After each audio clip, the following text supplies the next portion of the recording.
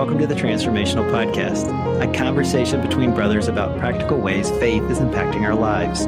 We invite you to join us on this journey as we are learning to let faith transform the way we live. We are glad you are with us today and look forward to sharing our journey with you. Now let's jump in. Let's get into it. Let's get into it. So, welcome to the... No, wait, am I doing or are you doing? I don't know, but we're going to get into it. You start. Go ahead. Hey, welcome to the Transformational Podcast. This is Chris, the pastor from Paradise, with my brother Robert, all the way from Maryland, the Marine from Maryland, and we're about to get into it. Yeah, we are. I'm happy to be here. We were talking a little bit about how we're going to progress in Hebrews. Yeah. What was your week like, dude? Yeah, I was going to say, before we do, let's talk about that. It's been a pretty interesting week. I can't tell everybody everything, but suffice it to say, I have been busier this week than I think I ever had. And it was one of those moments where I thought the dust was settling around the office, and it turned out that we turned the corner and that crazy train just picked up speed. I got this new coin that I've been handing out, Chris, and I don't hand it out to everybody. It's a coin I bought with my own money. And I don't have one with me because I leave them at the office, but I can describe it pretty well because on one side of the coin is a dumpster fire with a little skeleton sitting cross-legged on it. And he's holding his sign and it's fine. It's fine. Everything's fine. And he's on this dumpster fire. And on the other side, he has this sword that he's dipping into the dumpster fire. And it says the strongest steel is forged in the fire of a dumpster. And so, occasionally I'll hand that out to some of the folks in my office who have, you can have times in life when work is really hard and it feels like a dumpster fire, but there are still people in the ring. And have you ever heard like that thing, the arena, right? Right. The man in the arena. The man in the arena. Yeah. For those who are the person in the arena for me, that when they're really in that dumpster fire, I like to hand them that coin and say, hey, you're doing a great job. America's proud. Keep it up. And it gets a giggle out of everybody. They thank me and, they walk off. And awesome. The point obviously is to bring a little joy, in their life, let them see the humor and that it will be fine. And we'll manage through some of the chaos. But yeah, it's been pretty crazy. I did get to take Annabelle, my middle kiddo, to a Christmas party at Liberty University yesterday. And that was pretty cool. We got to, it's like for Liberty Online University, Liberty University Online Academy. There we go. High school online. That's where she does her high school right now. And it's a great program, frankly, just as a side note. Not that I'm pitching for the program, but very, very good, very rigorous as far as the academics go. This show is not sponsored by Liberty University. No, not even a little bit. not even a little bit. But we wouldn't turn it down if they were interested. I'm just going to throw that out there too. Yeah. It'd be hilarious. But anyway, we were over there all day yesterday and we did their snowplex. They've got a mountain with snow. We did ice skating. You say snowplex? Snowplex. They call it Plex. Yeah. It's got a... Wait, they have snow over there right now? So that's the crazy thing. It's not snow, Chris. It's these brushes, brushes on the ground. And it's fast, man. I'm not kidding. It's pretty crazy how well it mimics it. I'm sure people who practice and train all year long to do competitive snowboarding and skating, they've seen, or skiing, have seen this. But this is my first time being on it. And I was pretty impressed with its kind of how it mimicked snow. Yeah. And then we went and ice skated, and this will be the last story, I think. Well, maybe I got one more because I got to tell on myself. We went and ice skated. Oh boy. Yeah. We went and ice skated, and I ice skated up and played hockey up in Canada. So I'm not a rookie in ice skating, but as it turns out, my left skate, the inside of the blade. So typically blades are sharp on the outsides. Obviously that's how you cut, you lean them back forth, right? Well, the inside of my blade was like a spoon. I mean, not sharp at all. And I turned around and I just lost that. I lost that edge and I went straight down, and I had a jacket with a hood on. And so when I went down, Annabelle says I look like one of those high schoolers that throws their hoods up but keeps their ears out. She was rolling laughing. And these moms who are on the ice with their kids are like, oh my gosh. It was yard sale. I had stuff all over the ice. I'm like collecting my stuff from the ice. It hurt so bad. I'm too old for that, man. You did the skate of shame afterwards. Yeah, it was. Well, then I had to skate really fast to prove I could do it. Oh yeah, yeah. You gotta man up and get out there. Yeah. Well, nothing. It was a dull blade. It was a dull blade. Anyway, and then my final thing that we did is we were making this craft thing. We were getting crafty and making these fake snow globes. I wish I had it here with me, but I'm not going to go get it. But anyway, I put my, I made my snow globe and I thought it was awesome. And I put all this stuff in it, these little racers and these little pom-pom balls and blah, blah, blah. And I'm doing it. And we leave and everybody goes, Dad, you realize you're only supposed to put 5 of those erasers in and like 15 of those pom-poms.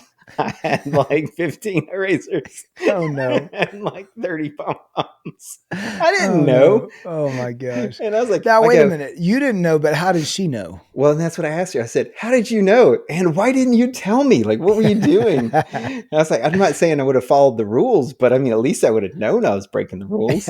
And she's laughing. She goes, well, I didn't see it till you had taped yours up. So she's like, I figured I wouldn't say anything until we left.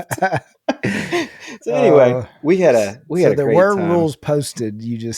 I just didn't read them. The whole reading part was you got to read them. I guess they were on the bowl. I didn't, the bowl that you're reaching into, the one I wasn't paying attention to. That's great. It was fun. It was a good day. Guys, I just want you to know this is like the story of our life. Robert was always the rule breaker. I was the rule follower. What are you talking about? Oh my goodness. Yeah, that's not it at all. Well, how was your week? Yeah, so that was mine. How was your week? What were you up to? My week was fantastic. It was our first full week in the house. I say that. Yeah. Fantastic. It was because staying in your own space when you haven't had it for a while has been great. But man, moving, the boxes just keep coming. And, did you know you had that much stuff? I mean, you hadn't seen it in a while. I did know, but I'm not sure I want it all. Yeah, sure. You're prepared for that. Yeah, I'm not really interested in it now. Yeah. But then I'll open a box. That is Julie? Well, no, I mean, I've got some garage boxes that I know I thin stuff out. Yeah. But I think when you move, you know what I'm talking about. You thin it out, but then you get to the end of the move and you're just like, just put it in a box. I'll deal with it in a minute. Yeah. So it was great on that. We went and saw Paradise, the local high school team, at the semifinal game, and so that was fun. They were ahead. I really thought they were going to pull it out, and just at the end, the other teams overtook them. But it was the furthest Paradise has been, and it was fun. It was a fun season. It was a fun ride. They did a good job. It was a good time. Good time. And that's then, awesome. We've been just like I said, unpacking, and man, that's that's what I did most of the day today. Was went and got a load, took a load of stuff to the donation place. Yeah. Fixed or hung a ceiling fan, fixed something else. I mean, it's just I've got some more stuff I've got to hang when I get home. I went and got my the anchors for hanging stuff. I mean, it's a lot of work. It's a lot. And Robert, there's no end in sight. So this will probably be the next few podcasts is what we will be seeing. Yeah, it doesn't stop. I tell you what else doesn't stop. It's don't stop, can't stop, won't stop. Yeah, it's Navy. Navy doesn't stop. Yeah, that's what right. A game. Navy. Hey, Robert, I will say this. That was probably one of my favorite Army-Navy games in a while. There were some exciting moments. Dude, what about that fake punt? Yeah. Oh my god. Big boy running down the field. 285, 290. Tell you what. Gets the direct snap and takes off running. And I'm just telling you, just happy as all get out. Nobody wants to tackle that guy. No, do you see him? I don't think that guy, when he did fumble, I don't think he was like tackling him like that to knock the ball out. I just think he was scared to try to tackle him any other way. Oh yeah, you only tackle that guy below the belt. You do not try to tackle that guy up top. Now he's lucky. He's lucky that ball got recovered, because otherwise he would have. Yeah. That would have been a big bonk moment. Navy looked good today. Yeah, they didn't need extra time to beat their opponent, did they? Yep. No. Like A&M. Like my Ags. They just needed a little more time, dude. I'm just telling you. Yeah. I tell you what, man, I was re-listening to our podcast this week just because I had time, and going through, how we went through Hebrews last week, and I was pretty excited, not just with how that went out when we were talking about Abel, but I was actually excited to get kicking on Enoch this week, which is the next one. So I don't know if there's anything else you want to chat about before we kick it off, but Enoch's a pretty interesting fella. He is. Hey, do you know how you know if Enoch is at the front door? Because Enoching. Enoch's, oh my gosh. Yeah, that's how you know. There you go. Enoching. Yeah, yeah. I remember. Do you remember reading about Enoch the first time? Because when you read it, and we'll get through it today, but I was just curious if you have the first time I read it, but I just remember every time I read it, I feel like I kind of go, man. What was that like? Yes, that's wild. Yeah, every time I read it, what must that have been like? And to walk in such close fellowship. So let's kick it off. It starts in Hebrews because we're going through Hebrews and we're going through the examples of faith. Great examples of faith is what it is.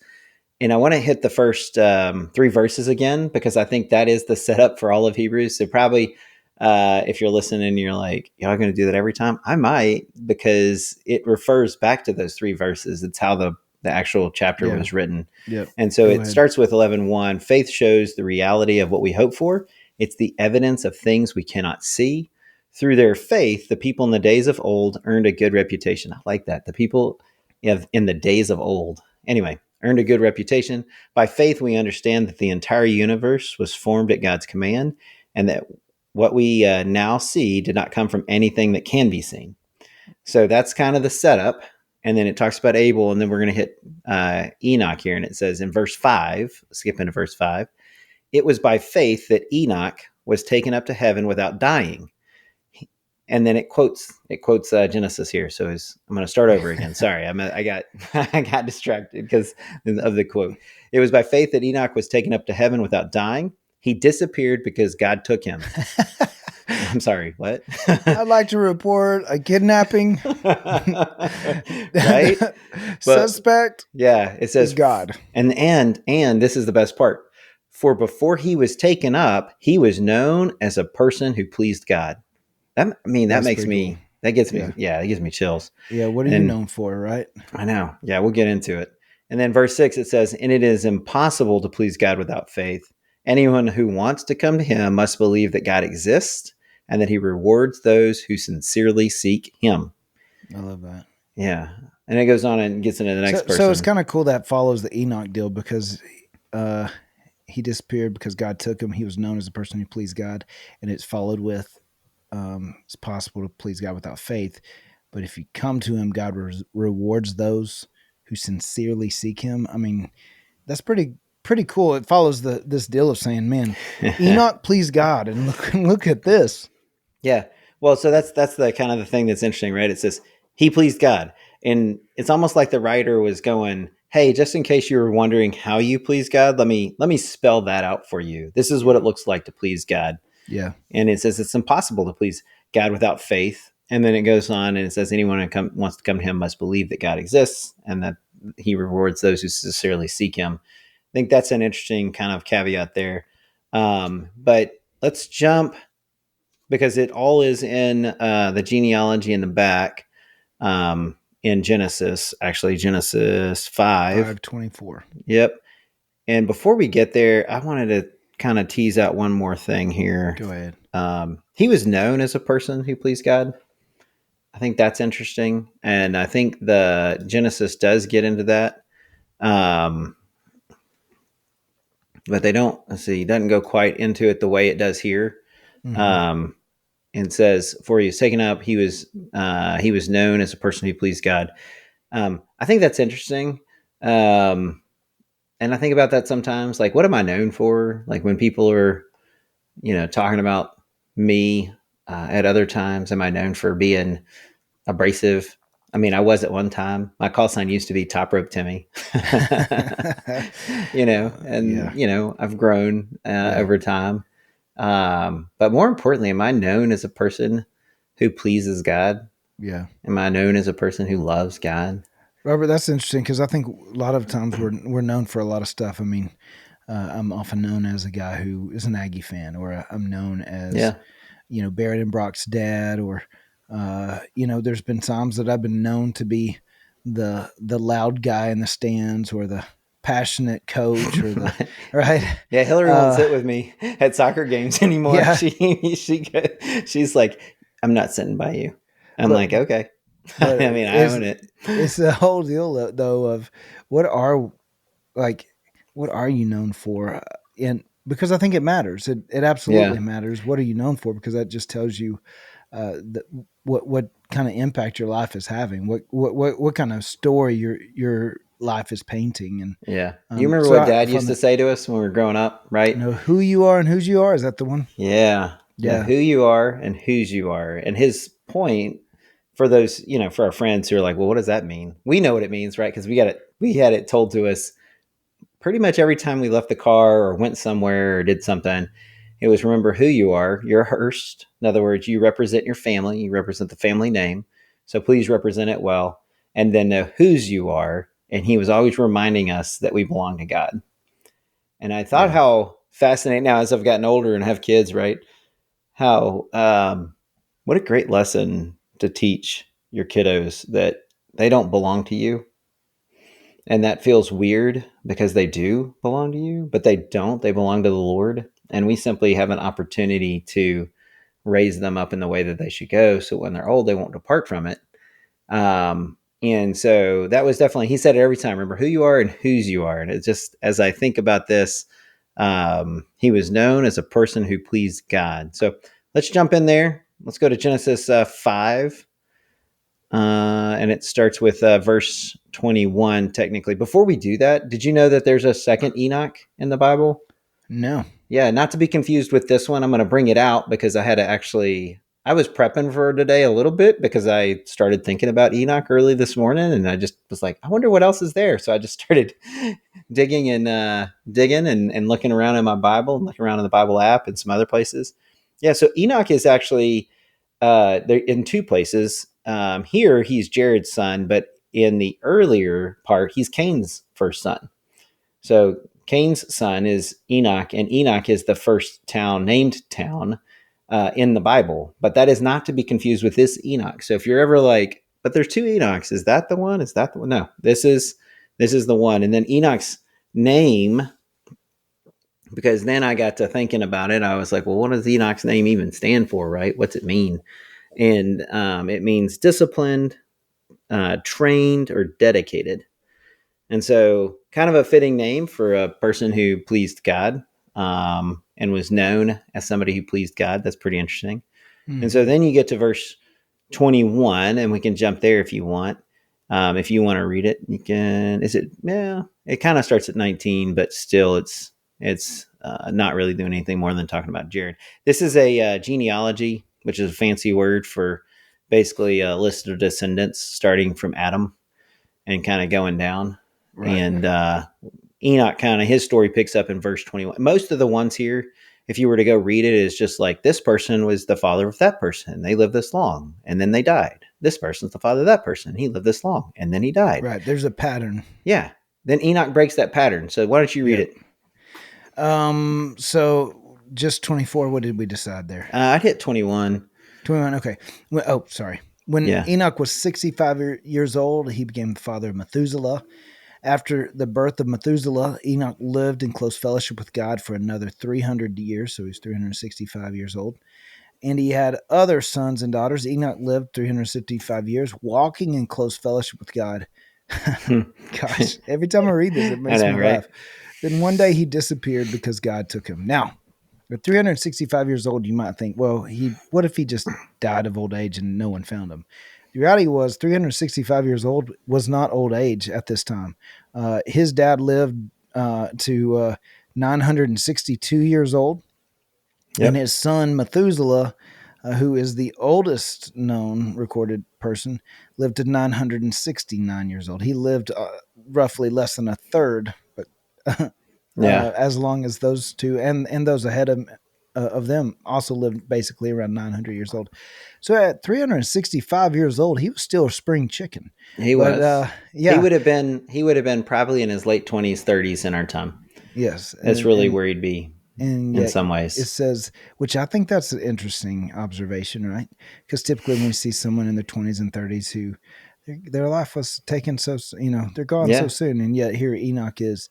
It's kind of interesting because that's a little bit, it's still, that's in the range. That's in the range of when our Savior departed, right? That's right. So very interesting. What's also interesting is you see a lot of 900 years here, and I would think let's just call it out, man. That's kind of weird. It's kind of crazy. 900 years, really? Somebody lived 900 years, and there's no way to like scientifically put our finger on why 900 years, because that's just we don't have people who live 900 years.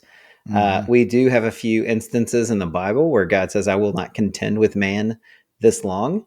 I will reduce the number of his years and I'll bring him down to 120. It'll be his max years. That's after this time frame. It's actually just around the time of the flood. So he says, I'm going to reduce the years of man to 120 years. So there is reason to believe, based on that they were really living 900 years. And then even in Psalms, it says a righteous man or man will live 60 years, three scores, and they'll get an extra 10 years if he's extra righteous. And he'll get to 70. So there's these kind of waypoints. So when the Bible speaks to age and speaks to years, it doesn't speak in hyperbole. That's kind of the point here. And so when it says 900, I'm telling you right now, I believe it. I've heard some call it scientific, not conjecture, but like hypothesis of maybe pre-flood. There was pre-flood was maybe a what do you call it? I got a siren going outside my house right now. And it's really distracting me. I hear it. I was actually taking my ear out because I was like, is that here or over there? No, it's over here. It's like driving me nuts. We're not in the ghetto, but we're pretty close to where shots could be fired at times. So luckily we're in like the redneck area. But anyway, back to the hypothesis on why 900 is that pre-flood, there was a hypothesis. It was like a biodome, or even like a what do you call those, hyperbaric chamber, like a hyperbaric chamber. And if you know anything about a hyperbaric chamber, your body doesn't degenerate as fast inside of a hyperbaric chamber.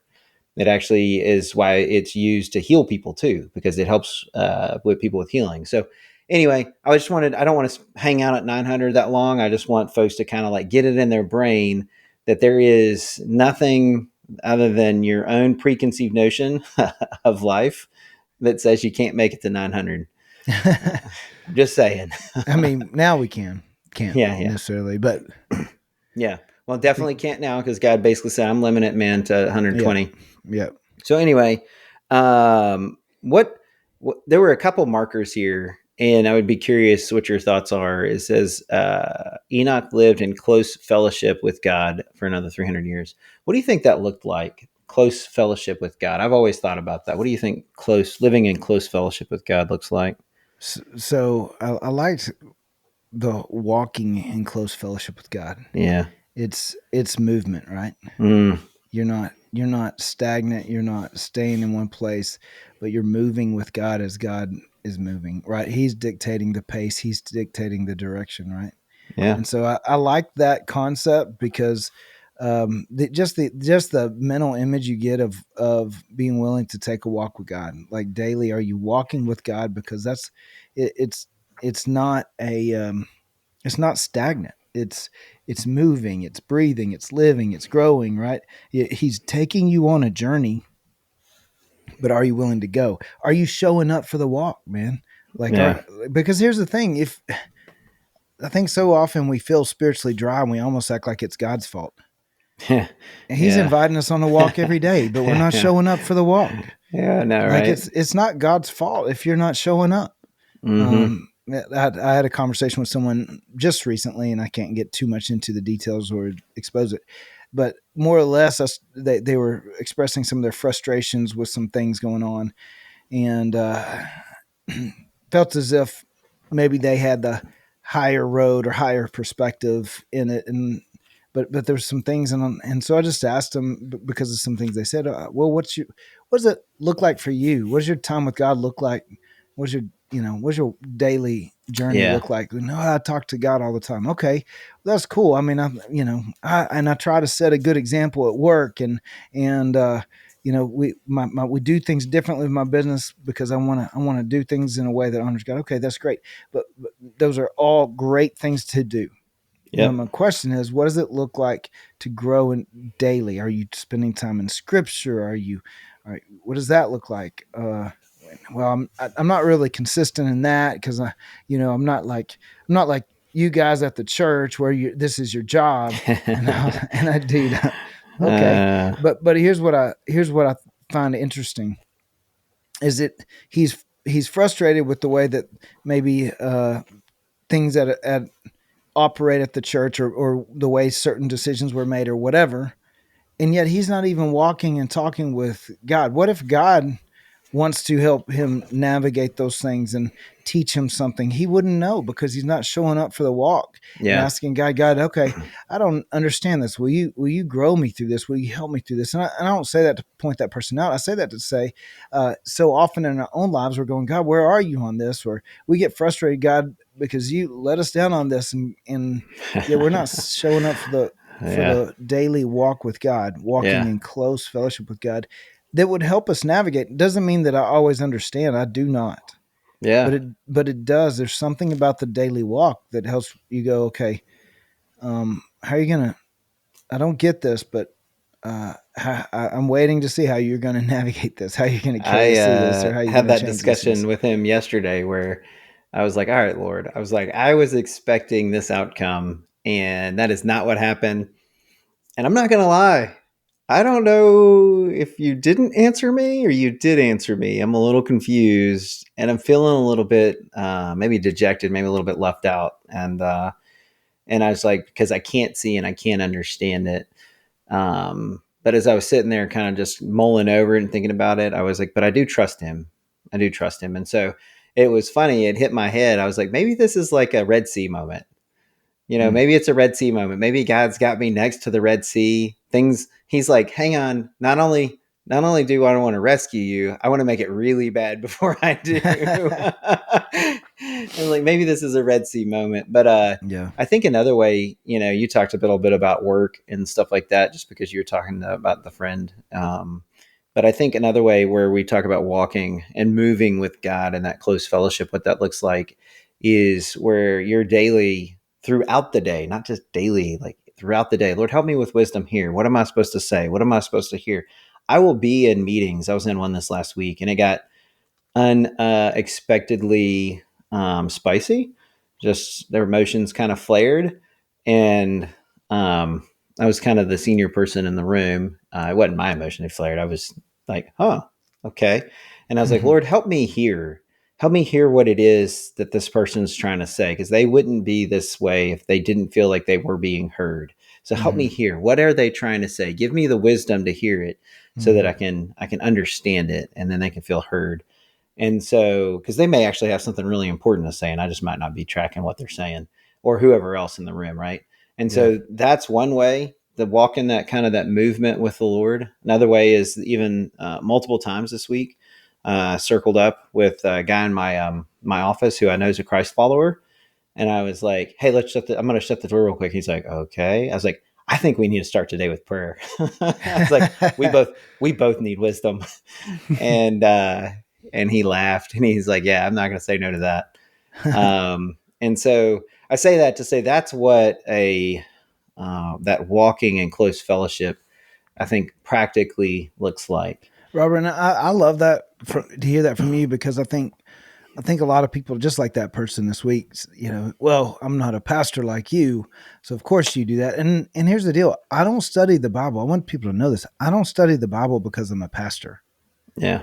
I study the Bible because I have a relationship with God, and God speaks to me through his word. That's how he renews my mind. That's how he changes the way I think, which changes the way I live, which changes the way ultimately that I experience God and I experience life through God. And so it's one of those things of going, I love it when I hear someone who, and I love that you share that, because I do think a lot of people a lot of times hear a pastor preach and they think, well, you're a pastor, of course. Think that way, or of course that's what you do because you're a professional Christian. You get paid to be a Christian, right? It's like, no, that's not the way it is. I can promise you this: like I wouldn't be a pastor if God didn't tell me to be a pastor. I would go do something else. And I don't mean that because there's something wrong with being a pastor. I'm just saying you have to be called. You have to be called by God to do this, or the weight and the weight of the responsibility, the weight of the job, the weight of the battle, the spiritual battle that you go through daily.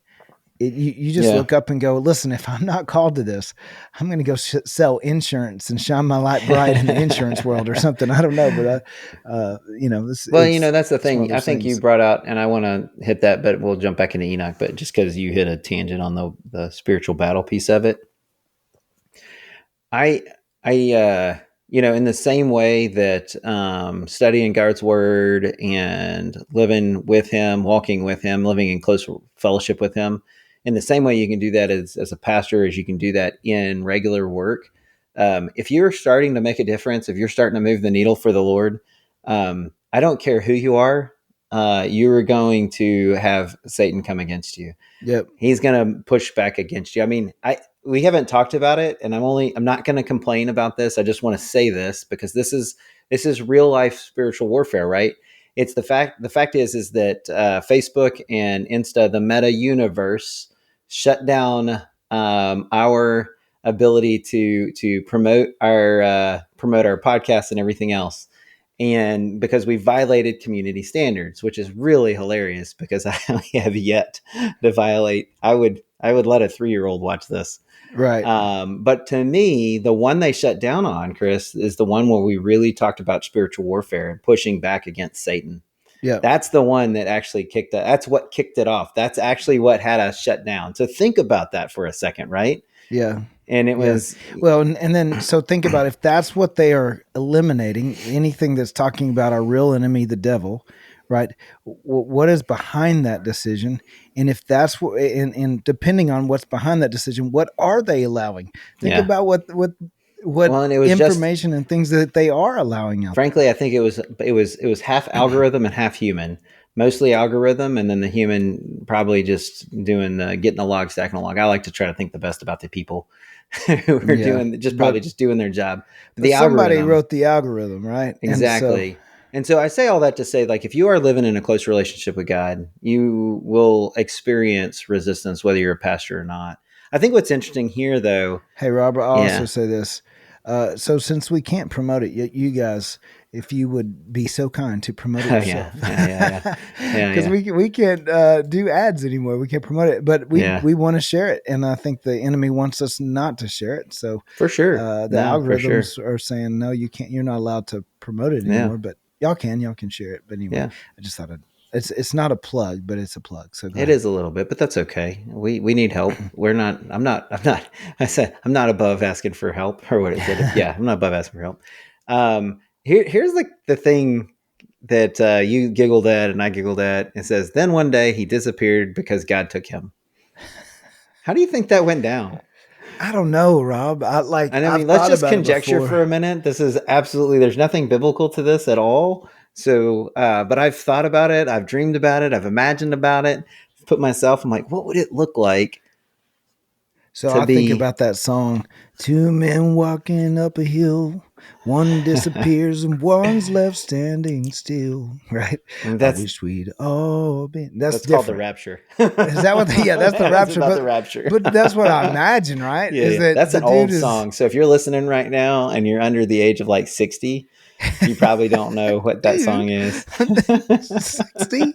Seriously? I'm kidding. Oh my gosh. No. Hey, dude, that was a good song. It was good. DC Talk the one? It was. It was DC Talk. No, you're right. It was DC Talk. Because I'm down with the DC Talk. Down with the DC Talk. There you go. Oh my goodness. But so what do you think that was like? It's literally I don't know. I don't know if he just was working one day and then boom, he's in heaven not working, or if like God sends his angel who shows up and is like, come with me. Yeah. What does that look like? I don't know. Did he just start floating? And he's like, I'm just wondering if he's like walking. Here's how I saw it. And this is just me imagining it, right? Because it says he walked in close fellowship with the Lord. And it does, I think, tie back to Hebrews. So I think we're going to actually accidentally land back in Hebrews on this one. Yeah, I know. And if you're listening, you're like, you don't have this planned? Not really. We like to, this is how we like to exchange our discussions on scripture. Yeah. But anyway, I have this thought process. He's walking with God. He's in fellowship. He's kind of talking to him almost like Adam would have been in the Garden of Eden, where he would walk with him in the cool of the evening. Mm-hmm. And so he's having this conversation with the Lord, and he's like, God, like, I don't feel like I want to die. And, if we can skip that part, that would be fantastic. I'd probably like to not die if that's okay with you. And I think the Lord's like, all right, well, I mean, you can come with me now. And Enoch's like, sure. And then next thing you know, he stepped literally, not figuratively, literally stepped into eternity. Yeah. And I just wonder what that was like for his family. I mean, I know for Enoch, we read it and go, man, that's super cool. Yeah. Right. But at 365 years, he still would have been considered young. And so there's a part of me that goes, okay, but what was that like? Yeah, because he didn't outlive his dad. No. I mean, just to put that down. Like, yeah. It's really cool on this side looking and going, wow, he got to just go with God. Yeah. But probably the human side, that probably had to have been tough a little bit of where did he go? Where did dad go? Where did my son go? And I wonder if God told him. I don't know. Yeah. Somehow someone knew. Yeah. What's really cool is 1 minute he disappears, and the next it says it's because God took him, right? Yeah. And so because he was known as somebody who pleased God, I think that was part of it. And if you go back to the Hebrews side of the house here, and actually before we do, I just want to take a quick I'm just chase a rabbit for a second, if that's okay. Yeah. One else extra thing about Enoch, because I think it's fascinating. Enoch was in the line of the line of Jesus. So Enoch is an ancestor of Jesus, as told by Luke 3:37. But anyway, that's just a thing. He walked with God. He went to be with God, and then he's also in the line of Jesus there.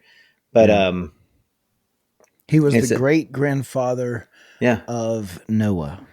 Yeah. So if you go back to Hebrews, I find this really interesting. So these folks he is known. No one's actually even talked about that. The fact that they're walking with God as you go through this genealogy. It's just lived, have this kid, lived, have this kid, lived, had this kid, died, lived, had this kid, died, lived, had this kid, died. This is Enoch, who walked in close fellowship with the Lord. And he's kind of an oddity in that sense, because it said he walked in close fellowship with the Lord, which is we can experience because we have the Holy Spirit. Mm-hmm. We have something with us. So I've always wondered kind of what that looks like for him. But if you go back to Hebrews, it makes sense, because it says through their faith, back to Hebrews 2:11-2, it says through their faith, the people in days of old earned a good reputation. Mm-hmm. So Enoch clearly had faith in God, and it's like it's coming full circle here. You get to Hebrews 11:6, and it says it's impossible to please God without faith. And so it was the fact that he had faith in God that actually, from his close walk in his close fellowship with God. And so is the reason why I pleased him. Hear the deal of you without faith. What does it mean to have faith? Like, what does that look like? That is a hope for evidence and things we can't see. That's actually verse 1.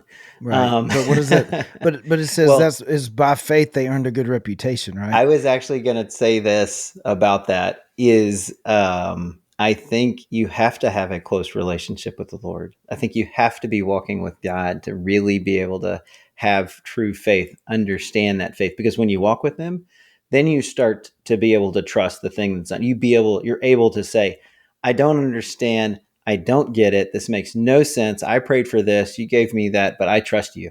Yeah. I trust you. And I think about it, right? Because it says, I was reading this piece here earlier today. It says that he rewards those who sincerely seek him.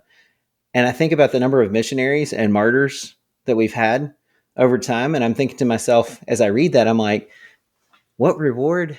They're probably thinking in this life, what reward are they talking about? Yeah. I'm literally getting burned alive here. I'm getting crushed to death, or I'm getting hacked to death with a machete, or getting shot up in Africa. This is still going on right now. Mm-hmm. And they're probably like, what are we talking about? But it's the faith in the things unseen. It's the faith in eternal life. It's that walk with the Lord. And if you ever have read the Book of Martyrs, which I have, incredible stories of folks who follow the Lord all the way into eternity. So here's what I would say: faith should affect the way you live. Absolutely, it's by a good reputation. It wasn't a reputation because of the things he said, or because of religious behavior. It was because of his relationship with God that he, it shows, right? Faith shows the reality of what we hope for. It is evidence that we believe that there's more than the here and now, that God is in control, that he's over all, he's in all, and that he is king, that he's Lord. And so it should impact the way we live. It should affect the desires of our heart, that we're able to begin to let God have the desires of our flesh and go, God, if it doesn't honor you, then I don't want to do it. And not compromise and going, well, this isn't that big of a deal, or this just, it's part of the culture these days. It's just entertainment, or it's just like we have a lot of reasons that we just continue in the old ways rather than, and yet here there's something about his faith that changed the way he lived, right? It was like transformational faith or something. Yeah. And it's not perfection, right? It's direction. And I think that's the piece of it. And I saw you plug the podcast. I don't think I did. I'm proud of myself. And and it's funny, you talked a little bit about change the way he lived. He was also known, and I didn't think we were going to go here, but it is the last place that you can find Enoch if you're looking in the Bible. He's in the book of Jude. It's a one chapter book. So if you ever want to read a chapter of the Bible, read an entire book of the Bible, and you want to do it really fast, read Jude, because it's only one book or one chapter. It's not the shortest, I don't think. But anyway, he's in here and he's listed as a prophet, that he prophesied to the people at the time. And so he wasn't just known because of this kind of tangential, he was known because of the good things he did. He was actually telling people about the Lord. He was prophesying about God. He was telling others, the good things. And frankly, he was in this case in Jude, if you look at it, he talks about how he was prophesying judgment for those who don't follow the Lord, and as almost a warning for those who aren't following God. He says this in Jude 1, 14, 15. See, the Lord is coming with thousands upon thousands of his holy ones to judge everyone and to convict all of them of all the ungodly acts they have committed in their ungodliness and all the defiant words ungodly sinners have spoken against him. Now, I don't know what translation it is because of what basically the link that I followed to get here. But okay. But that being said, he was saying, he's talking about the way you live your life. God is coming. That's the second coming of Christ. And he's telling about this. Wow. This was before the flood that he would have been telling about this, right? Yeah. He's telling of the second coming of Christ before the flood even happens, which is because he was walking with God. He had a relationship with God. It did change the way he lived daily. So, if you're thinking about Enoch, hopefully you're reading the Bible daily. Hopefully you get into those Old Testament stories. They are really cool. Even the genealogies, hopefully you can see that there's part of these genealogies. Sometimes, Chris, I'll read them and I'll skim down, especially if it's born. He's born, here's his kid, and then he died. I'll skim down that pretty quick. But if I see anything more than that, I'll stop. I'll go back and I'll read it again. And every time I read Enoch, I'm like, man, what would it be like not to be taken up? Because I don't think that's realistic for me. I won't be found righteous enough to be from this life to the next.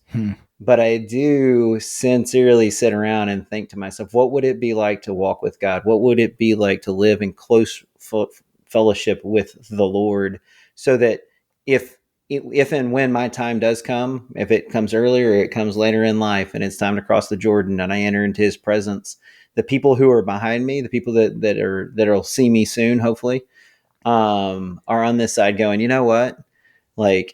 he was a person who pleased God. That's what I want to be. I actually said on my tombstone, I say this to even my small groups. I wanted to say he fell forward. Yeah. It's not about perfection. It's about direction. In other words, man, I was running hard after him. If I stumble, man, I want it to be face first because I want to be running hard after him. And so I think as you think about Enoch and you think about this podcast, those are the kinds of things you should start considering, not just your time with the Lord, but even like you have the ability to walk in close relationship and go on that journey that Chris was talking about earlier. And so if you were to pull us to an end here, because we somehow went long on Enoch, which is fun. Who knew? Who knew? I didn't see that There wasn't even that much about him. I know. Hey, here's the thing I'd say. Regardless of what your vocation is, are you doing your vocation, whatever God's called you to do, in such a way that causes people to look at your life and go, that person has a relationship with God, or that person is living to please God? He earned a great reputation. How? By living out his faith and walking with God. God's inviting you on a walk every day. Will you show up? Amen. Thank you for taking time to join us today. Our prayer is that you are encouraged in your own journey as you let faith transform the way you live. If you enjoyed hanging with us today, let us know by leaving us a 5-star review and sharing our podcast with others. We look forward to discussing what God is doing in our lives in our next episode.